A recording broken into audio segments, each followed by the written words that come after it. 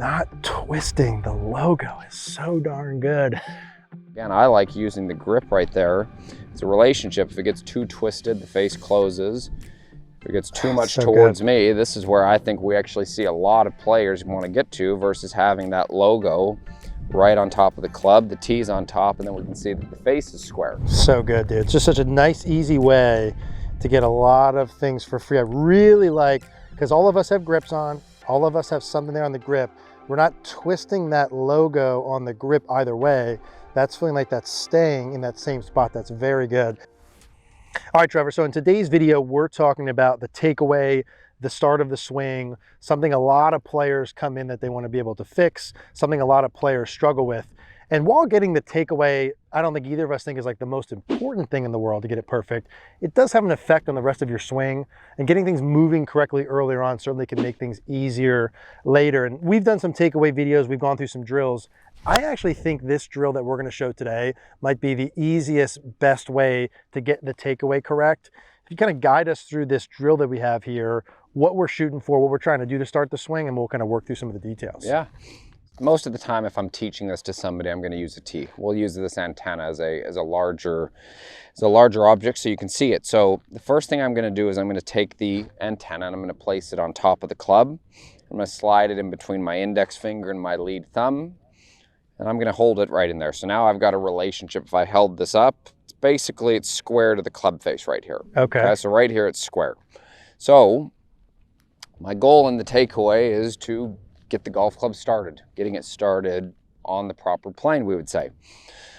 What I think Eric and I see a lot of right here, and majority of the people at home, is like to roll it. Mm-hmm. So if I start to roll the grip, you can see the direction this antenna, so the antenna from the down the line camera view is now behind the club head. Okay. So this is rotating and rolling this. That's the bad. Behind the player, yeah. And equally as bad is this. Yeah, I see that too. Okay, I see a lot of this, believe it or not, with players trying to get their lead wrist into flexion. Me too. And now we've got the antenna pointed at the face-on view camera and the club head's behind, and we can see how shut it is. Yeah.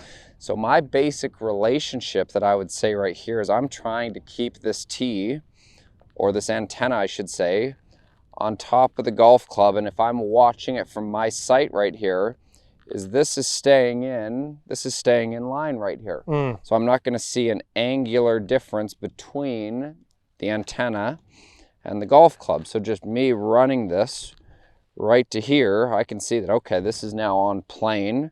And I can also use the antenna as a relationship to see that the club face is still square to the shaft. Yeah. So I really like this here as a feel.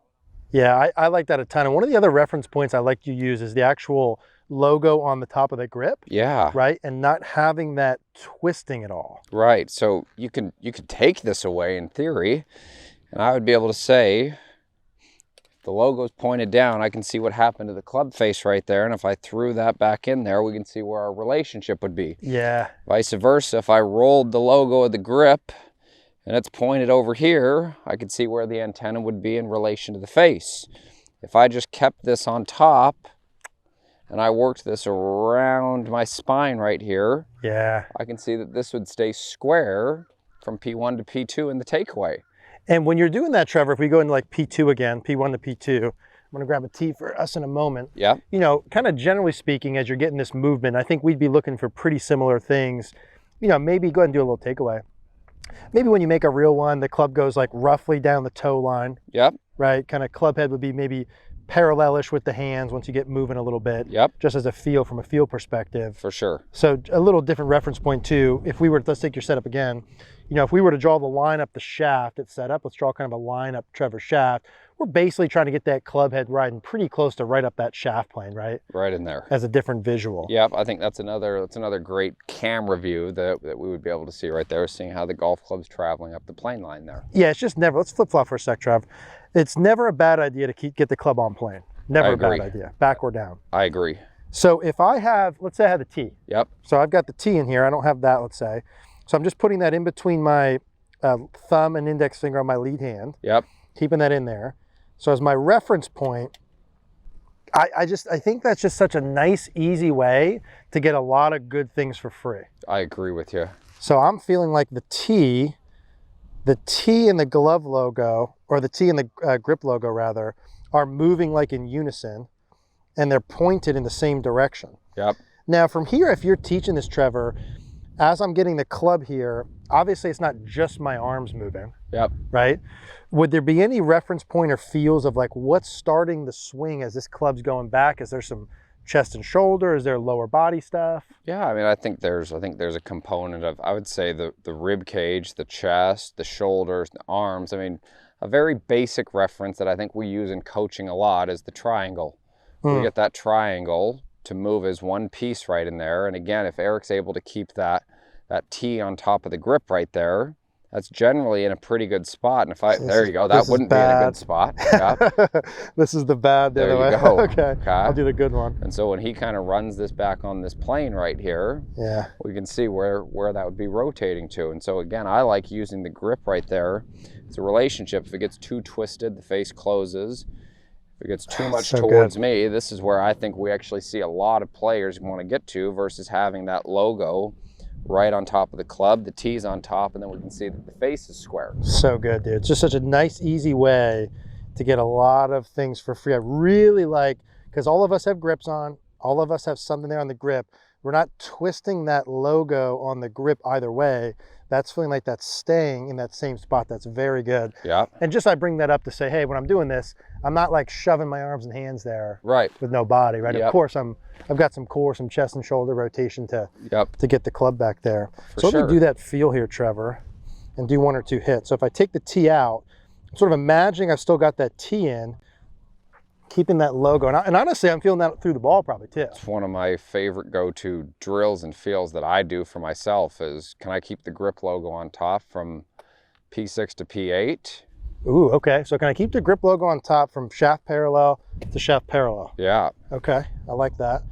Then it's the working T, my takeaway as well at the same time. Yeah, I like that a lot. So even if you're kind of like the Patrick Cantlay little pre-shot routine where he does that little like clip of the grass. Yep. That's the visual I get there, where I'm keeping the logo and the T back and through. Very stable, that feels. Very easy, eliminating some moving parts. Let me hit one with that.